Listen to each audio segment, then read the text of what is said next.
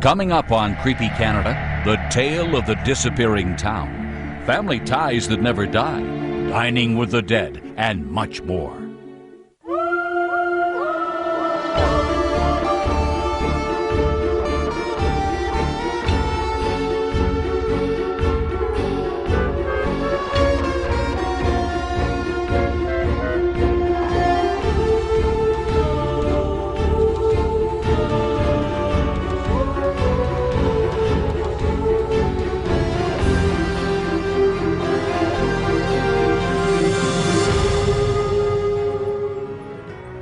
Alberta's Crow's Nest Pass is a place of breathtaking beauty, but is the scene of one of the great natural disasters in North American history.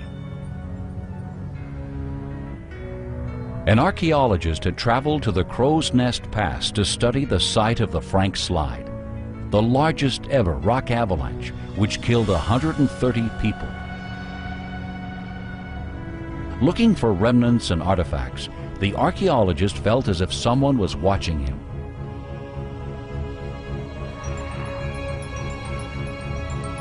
Soon, he made a fascinating but eerie discovery: the visible remains of one of the town's former residents.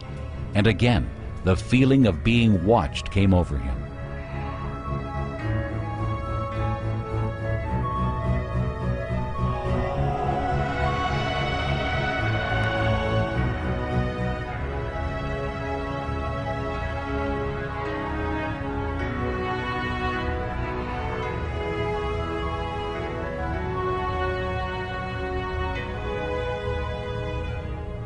As night fell in the Crow's Nest Pass, he decided to make camp and study his findings for the day. As he worked, he suddenly felt as if he was not alone.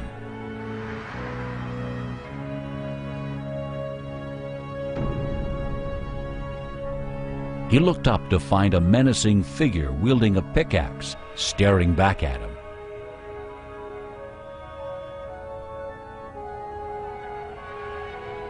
More figures began to appear on the ridgeline, and then just as quickly, they disappeared into the darkness.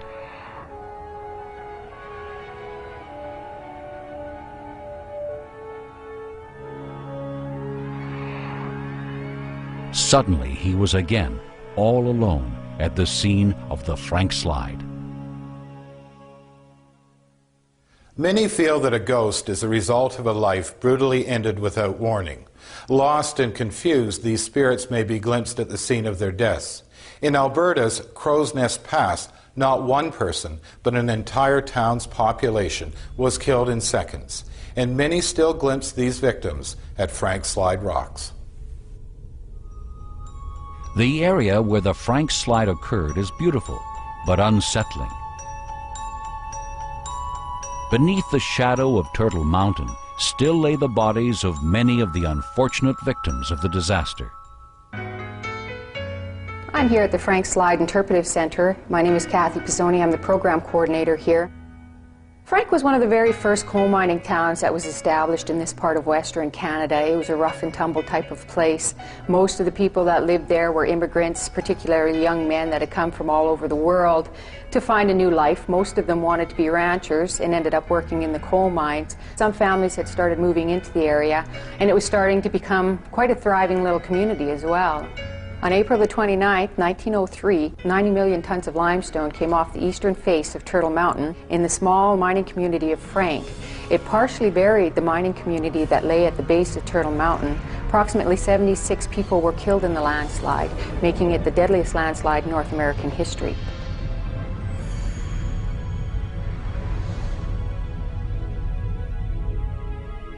Most of the people that were killed in the 1903 Frank Slide were never recovered. So the slide itself is like a large monument, a memorial to those people. Some people have mentioned that they felt like they felt somebody passing them, particularly along what we call the Old Frank Road, which is down where most of the homes were that were buried in the 1903 Frank Slide. They feel a sense of somebody being there, or a sense of a tragic loss.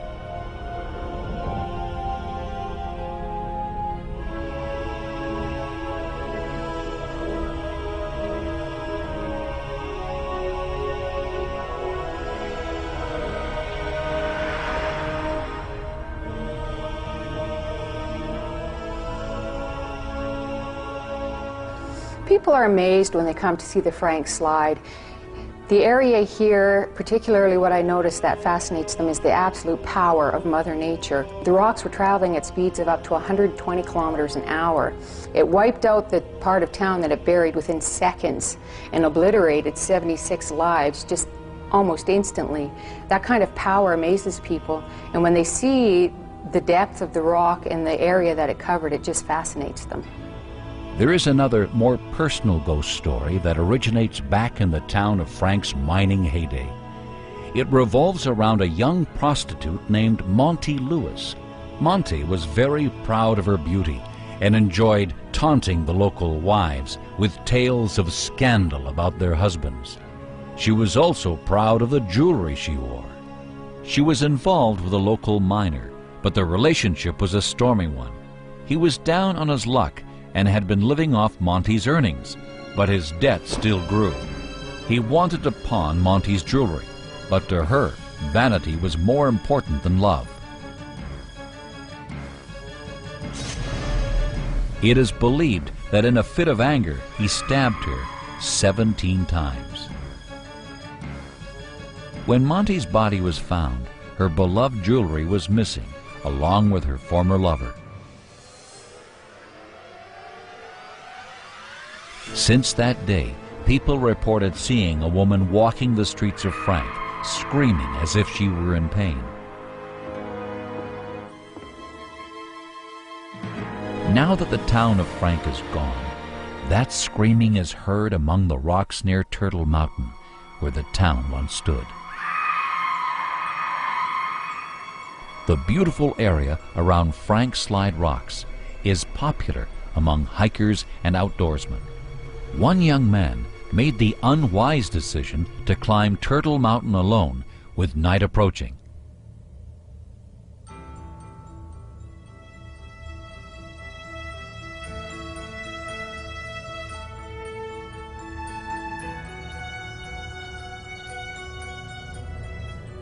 His climb was successful, but as night fell, he found himself trapped at the summit with neither food or equipment.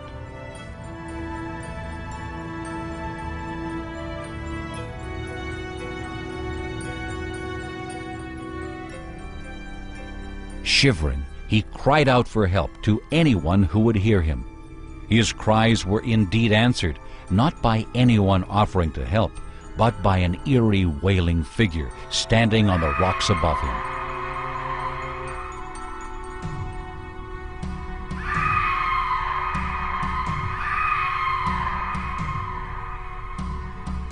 Again, the hiker yelled into the darkness for help, but heard nothing in return, except the chilling sound of a woman wailing in agony. In spite of the darkness, the young man chose to make his way down Turtle Mountain. He would never forget the horrifying sounds he heard echoing through the mountains. Some claim the strange sound is nothing more than the wind rustling over the mountainside, but others swear it is Monty Lewis still crying out for justice.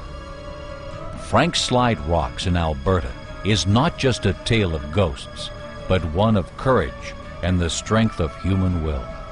Seeing firsthand this devastating slide is overwhelming, especially when considering those who seem unable to leave.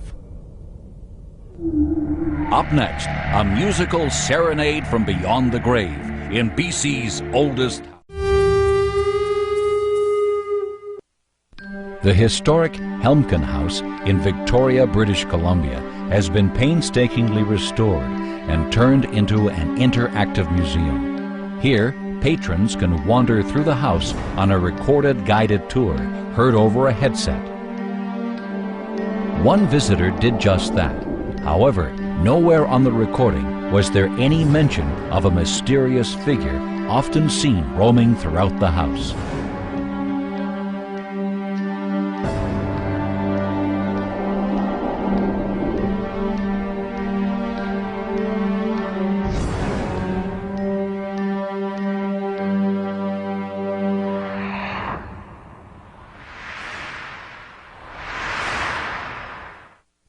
The Helmken House is one of the oldest and most distinguished homes in Victoria, British Columbia. The first owner, Dr. Sebastian Helmken, lived there with his wife and young daughter Dolly, who would soothe him with song after a long, hard day. For years their home was filled with love, laughter, and music. Perhaps it is the memory of that warmth which still keeps Dolly playing her piano for all who will listen.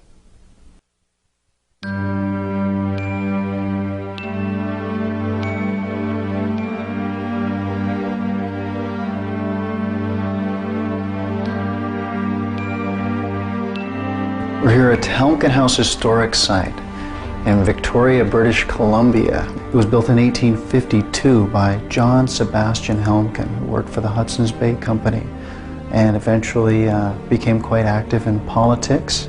To his credit, he was largely responsible for helping BC become a part of Canada, so very influential in helping join the West to the East by bringing the railroad through the Rockies.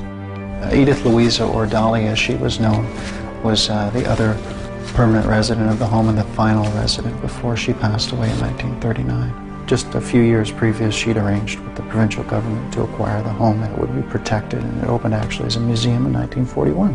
Helmken House is one of the oldest homes in British Columbia, open to the public, and a wonderful collection of antiques and history. But like myself and many others, this house is believed to be quite actively haunted by its former residents. The most commonly seen spirits in this house are Dr. Helmken himself, and the other one is, we think, Aunt Dolly. Dr. John Sebastian Helmken set up house here in 1852 after his second marriage to the daughter of Governor Sir James Douglas. Dr. Helmken's only daughter, affectionately known as Aunt Dolly, also lived with them. It was in this marvelous parlor where she sat and played the piano for hours at a time. After a long day of working with the sick, Dr. Helmken liked nothing more than to listen to Aunt Dolly play. In the mid-1800s, medicinal tools were still fairly rudimentary and often hard to come by, making a doctor's job very difficult. Many battles for life were often tragically lost to death. Listening to Aunt Dolly's beautiful music helped ease the pressure and stress which confronted Dr. Helmken daily. The sound of her music was indeed therapeutic for him. Some of the encounters are fairly benign, but some of them are quite shocking because people never really expect to encounter what they do in this house aside from a nice historical tour through an old house. Upon visiting the museum, another visitor would discover a piece of history which will remain with her forever.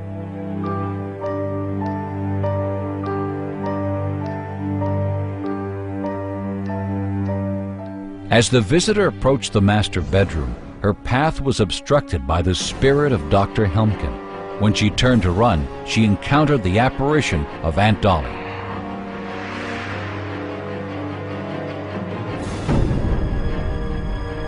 Although the spirits of the Helmken house seem to welcome visitors, there are certain rooms that they would prefer left unoccupied. The piano has actually been known to play by itself, although of course there is someone playing it, but no one can see that person. And we suspect perhaps that it could be his daughter, Dolly. It's one of the more pleasant encounters that you can have in this house because the music is actually quite well played. That you can have in this house because the music is actually quite well played.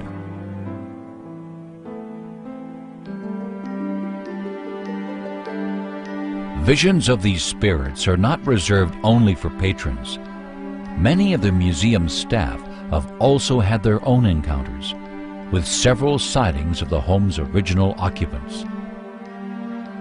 While rearranging one of the museum's display rooms at the end of the day, a custodian's work was interrupted by the faint sounds of music drifting throughout the house.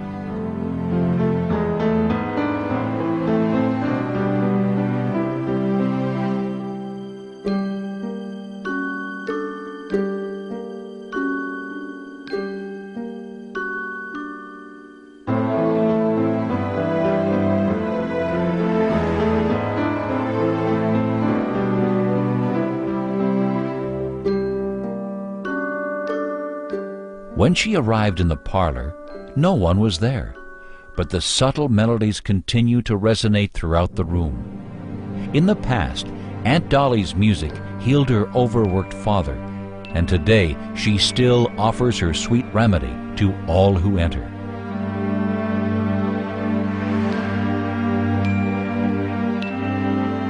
The oldest house in British Columbia, which still rests on its original plot, has been preserved for future generations to visit, still holding the beloved memories of the original family that lived there. Perhaps the Helmkens linger on in spirit to relive the love and joy they once shared within these historic walls. After the break, thrill-seeking spirits still looking for some excitement.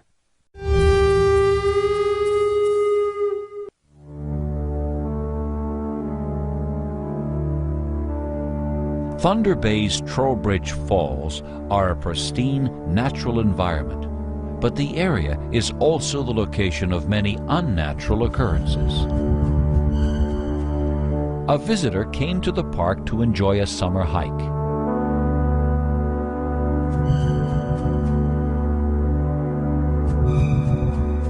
As he walked on, he heard what sounded like footsteps behind him. Suddenly, someone pushed him. Just as he was regaining his balance, another push almost knocked him over. When he looked around, no one was there.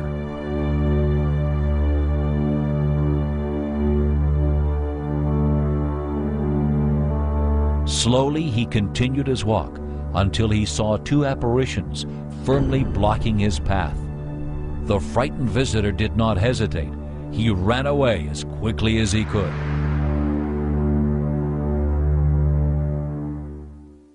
Trowbridge Falls was formed over 10,000 years ago from the melting ice caps in Minnesota. Today, this picturesque wonder of nature is part of a provincial park in Thunder Bay, Ontario. The park is an attraction to outdoor enthusiasts, thrill seekers, and paranormal researchers.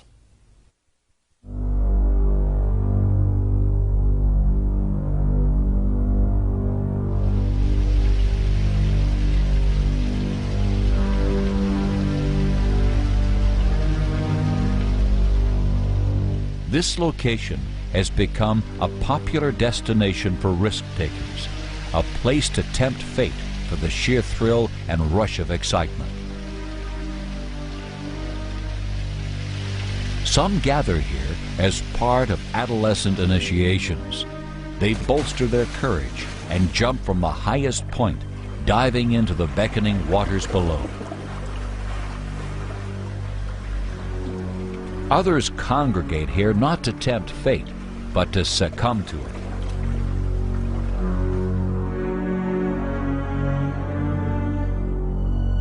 A place where life and death converge.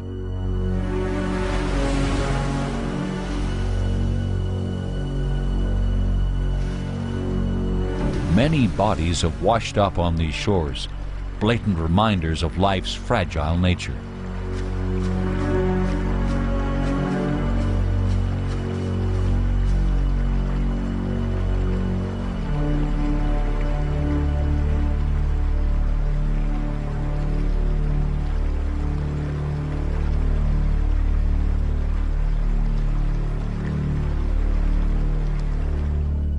Perhaps it is these fallen souls who have contributed to the spiritual activity in this area today. However, this site, as beautiful as it is, has a harsh reputation as well. Trowbridge Falls has claimed the lives and souls of numerous people.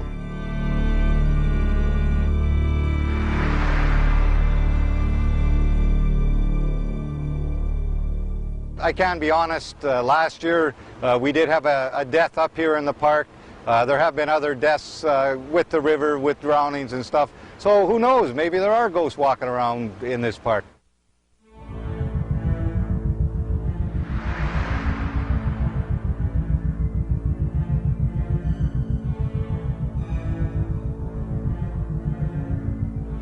One woman who frequents Trowbridge Falls is now reconsidering her daily jogging routine. Early one Saturday morning, during her regular daily run, she felt an evil presence, as though she were being stalked. A shiver ran up her spine. She continued with her jog, hoping this unsettling feeling would go away, but it only got worse.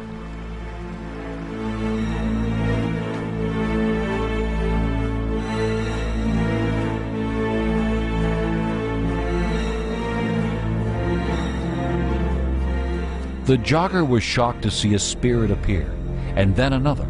The woman froze with terror.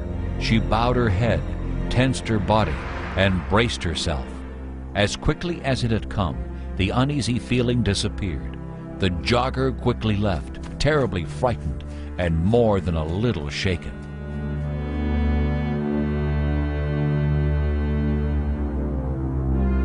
Trowbridge Falls and its surrounding area are also a popular place for young lovers to meet, although some rendezvous turn into affairs they prefer not to remember.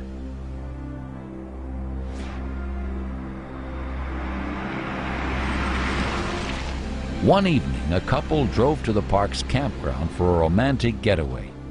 They shut the car off and began to talk.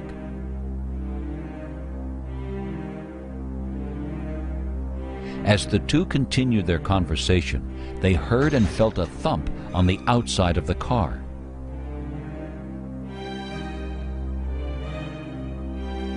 They chose to ignore it. Soon after came a second thump, which they also ignored.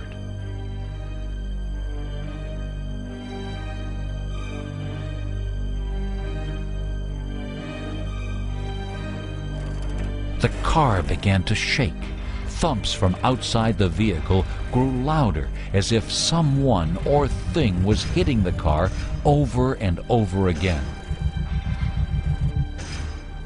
The two were trapped in the car. Then suddenly the disturbance subsided. Fear gripped the couple, and rather than investigate what had happened, they made a quick exit from the park.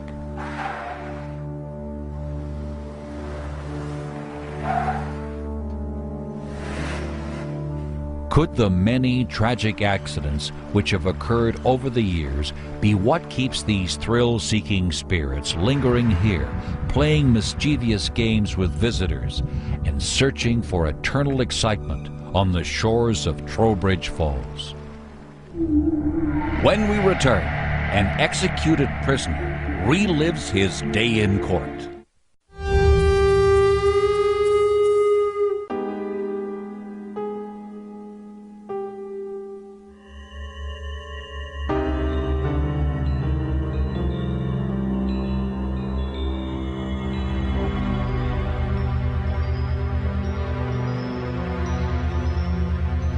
An employee who regularly conducted tours of the courthouse came in early to make sure everything was in order for the day's groups.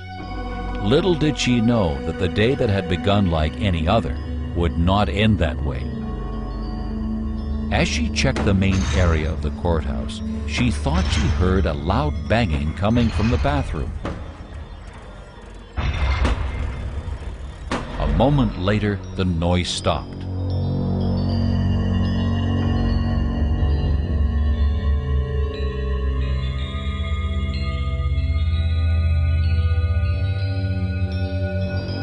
Again, the banging sound returned.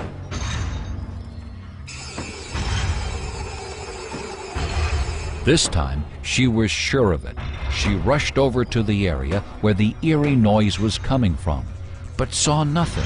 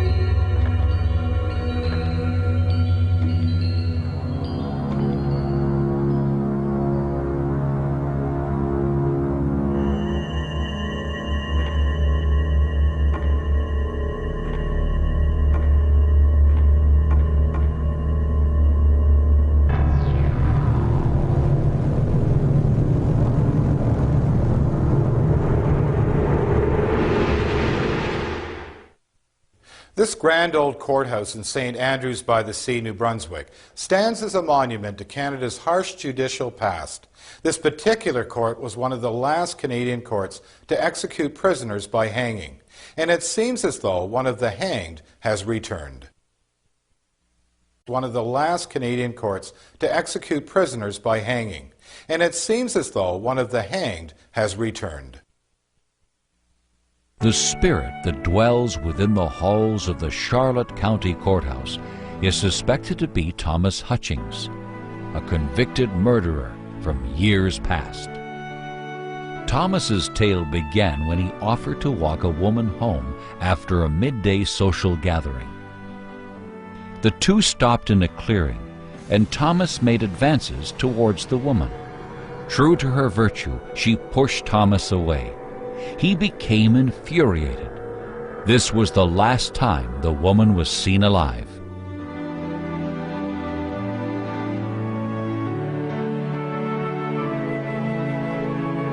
Thomas was charged with murder and was to be tried in this very courthouse.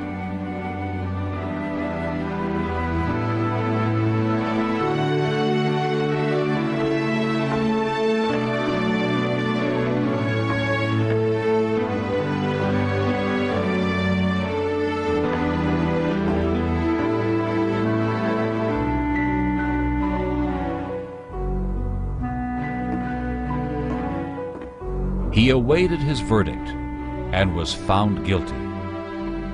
Thomas was sentenced to death by hanging and would become the last criminal in Canada's history to be subjected to such harsh punishment.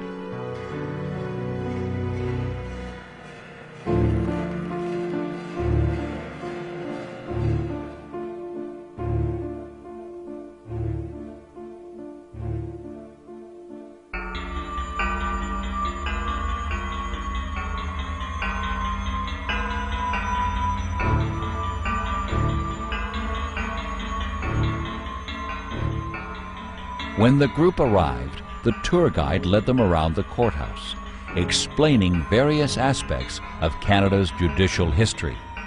One visitor decided to stay behind, wanting to explore this fascinating place on his own. He could not have anticipated what he found.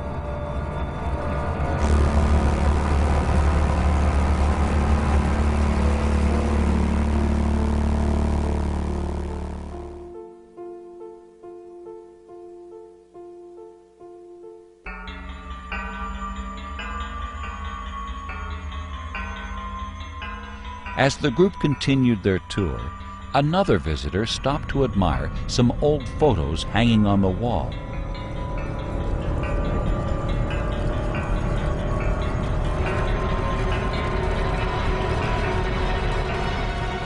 Suddenly, a handprint appeared on the velvet. Terrified, the woman left the building, unable to continue the tour.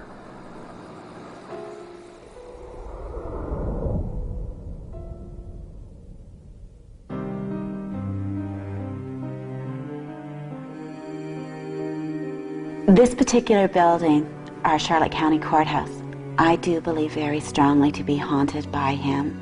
I don't have any proof that it is him, but the funny thing is, not all the time, but quite often when we talk about him, different things will happen in this building. No one thought anything of the diminishing numbers of the group, assuming the others had preoccupied themselves in other parts of the courthouse. The tour continued into the building's archives. An elderly gentleman lagged behind to review some old city maps by himself. But his concentration was broken when he heard footsteps above him. He was in fact not alone.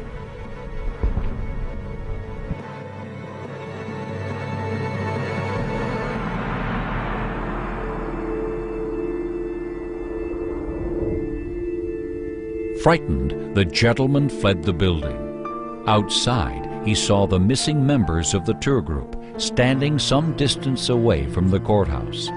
Each one had a different story to tell about their encounter with the spirit of Thomas Hutchings. This particular tour had become one they would never forget. The Charlotte County Courthouse in New Brunswick is still a working courthouse. However, tours are made available to those who wish to explore this historic building. Perhaps the long-dead Thomas Hutchings roams the courthouse seeking either justice or revenge. We may never know.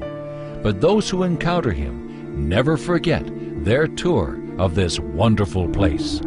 Up next, Nessie's Got Nothing on Manapogo.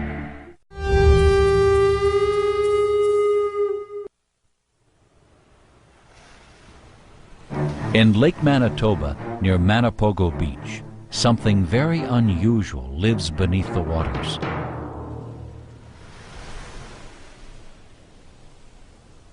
An artist planned to spend the day at the beach, but her agenda would soon be altered after having a hair-raising encounter with a local legend.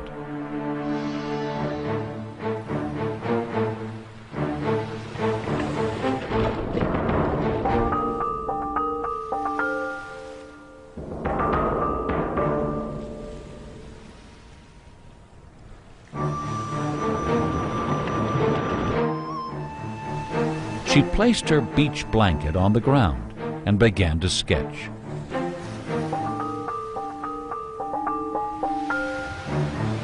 Soon, she could no longer resist the inviting waters.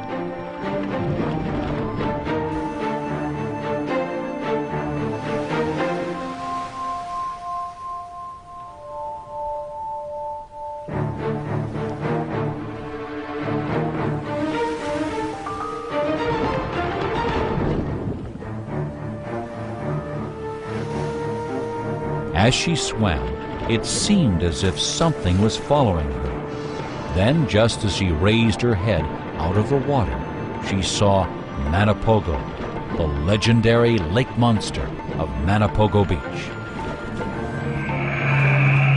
Frantically, she swam from the creature, but it pursued her relentlessly.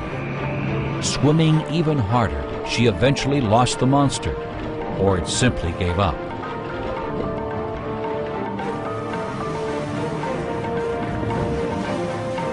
Picking up her belongings, she left Manapogo Beach, leaving behind the mysterious water creature.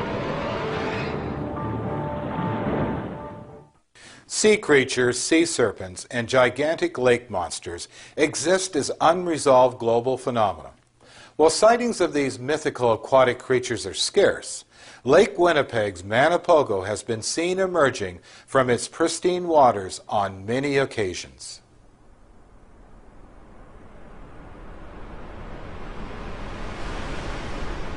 We were out fishing in the Manapogo Lake. The water was calm, and there I heard a noise. And I said to my husband, "What the heck is that?" So he turned around and looked, and we seen this great big wave of water.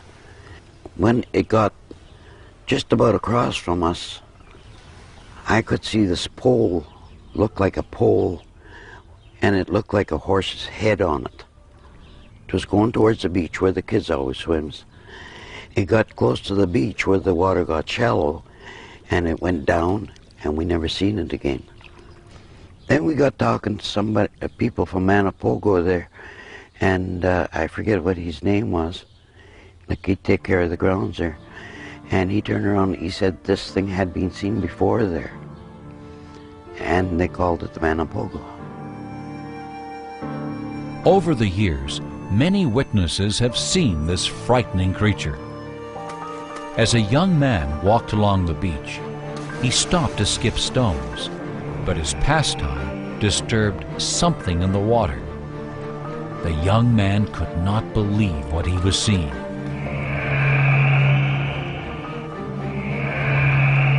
As the Manapogo surfaced, he fled to tell the authorities of what he had just witnessed. Manapogo is part of the tradition and the history of that region of Manitoba. The area where Lake Winnipegosis blends with Lake Manitoba has been host to many sightings of the lake monster, The pin of the municipality has Mogo Manapogo on it. Manapogo is now the name of the provincial park, a very beautiful beach and region for camping and spending the summer. In fact, you can go up to the beach and campground during the summer and at the concession stand get a Manapogo burger. A local fisherman who had often come to the lake had heard about the legend of the Manapogo, but never took it seriously until this day.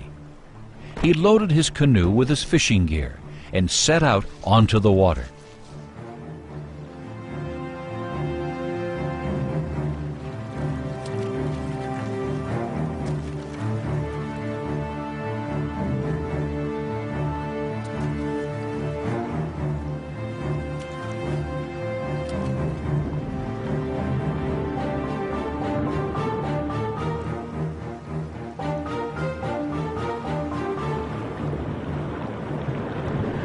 As he prepared his fishing rod, he saw something stir in the water, something he had never seen before. He quickly reached for his camera and proceeded to take a picture. However, it seemed that the Manapogo wished to keep its mystique and swam towards the fisherman's canoe to startle him. Frightened, the fisherman's first reaction was to drop his camera and try to ward off the oncoming lake monster with his oar. The fisherman felt a retreat was in order and furiously paddled away from the creature. This unsuspecting fisherman now had a new tale of how he was the one that got away. In the 1960s, there was actually a government-funded expedition to try and locate the Manapogo monster. This was spurred in part by the research of a zoologist named Dr. MacLeod, who believed there was enough circumstantial evidence and some partial bones and other evidence that suggested a large creature did in fact exist in the lake.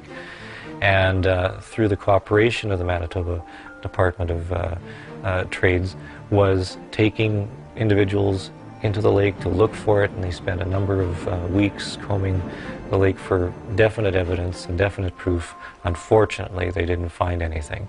So although we had enough evidence to warrant a provincial investigation by the government, nothing was seen and the matter was dropped.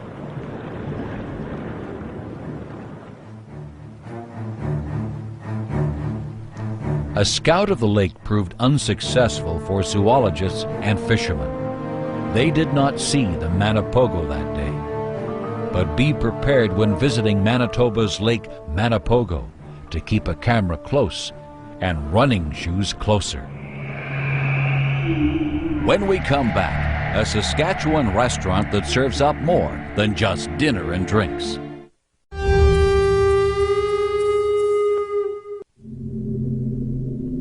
Edward Hopkins left Ontario in 1882 and migrated west, settling in Moose Jaw. Edward was elected to the House of Commons and helped establish schools and churches in his community. In 1889, Edward Hopkins married Miss Minnie Latham and built this remarkable home for her in the heart of the city.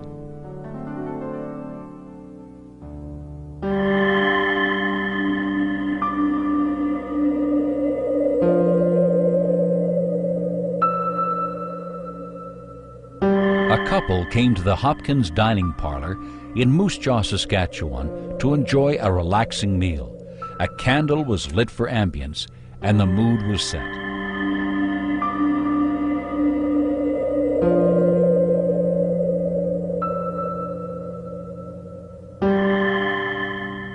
As the couple looked over the menu, the young woman saw something out of the corner of her eye.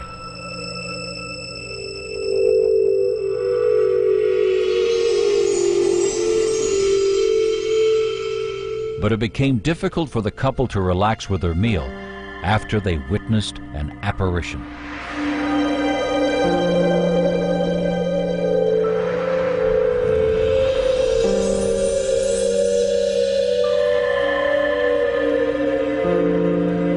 Hopkins Dining Parlor is one of Moose Jaw's most paranormally active locations. Built in 1905, Hopkins Dining Parlor in Moose Jaw is one of Saskatchewan's most unique restaurants. With its ambient Victorian decor, antique furnishings, great prime rib, and delicious seafood, most patrons continue to come back, and some have never left. Some years later, Minnie died, and her funeral was actually held in the Hopkins family home. And to this day, it seems she has never left her beloved house. Hi, my name is Gladys Pierce, and I'm the owner of Hopkins Dining Parlor here in Moose Jaw. We changed it to a restaurant in '79, and it's a beautiful old house, even if there is a ghost in it. Many things have happened here that are quite strange. I have heard footsteps many times, and when I hear the footsteps and I'm alone here, I try not to go up to see what it is. I just accept that there is a ghost here. I believe it's Mrs. Hopkins. One of the restaurant's chefs arrived at the Hopkins Dining Parlor early to open up.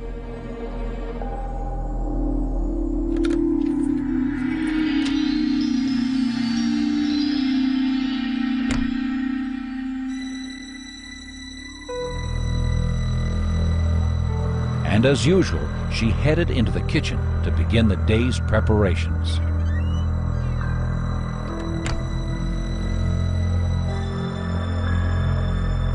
The chef prepared the daily specials, making sure everything was perfect.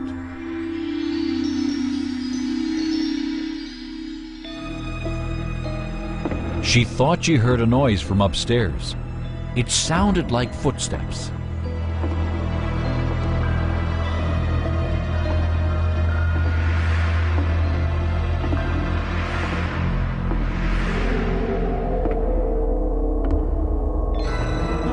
She was certain that she heard the sound of footsteps.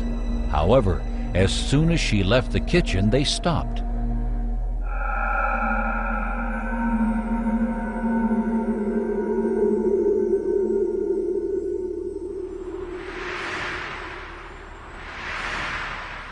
Returning to her preparations, she heard the footsteps a second time. But she was determined to locate the source of the sound. She did, seeing for the first time the ghost of Minnie Hopkins.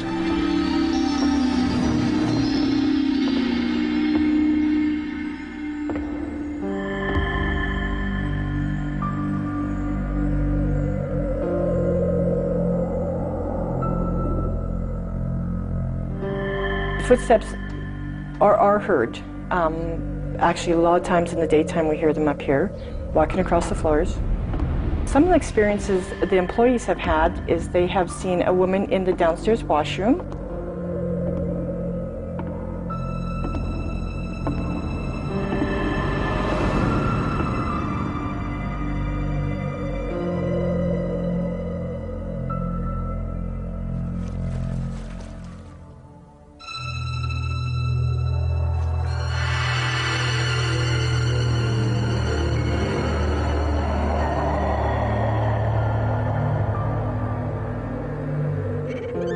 This old building has been home to a great many eerie occurrences. In a single evening, it's not unusual for one to have several encounters with the unexplainable.